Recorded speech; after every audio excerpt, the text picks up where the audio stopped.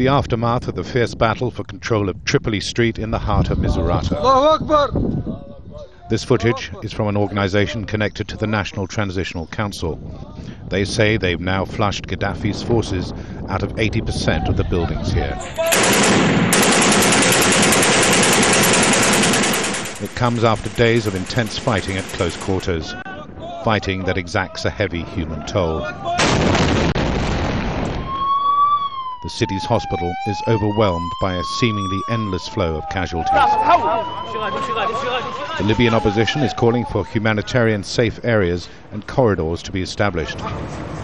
It's positioned now that any UN-sanctioned forces deployed on the ground for this reason would be welcomed. Those calling for UN ground involvement in Misurata insist it would fall within the parameters of Resolution 1973, which says all necessary measures can be taken to protect civilians.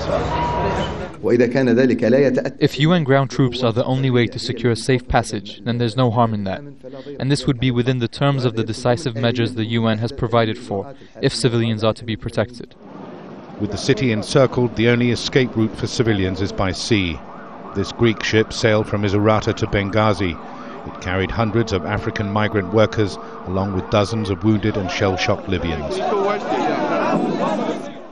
Also on board were the bodies of 2 Western journalists and a Ukrainian doctor, all killed in the bloody Battle of Misurata. Toksvig, Al Jazeera.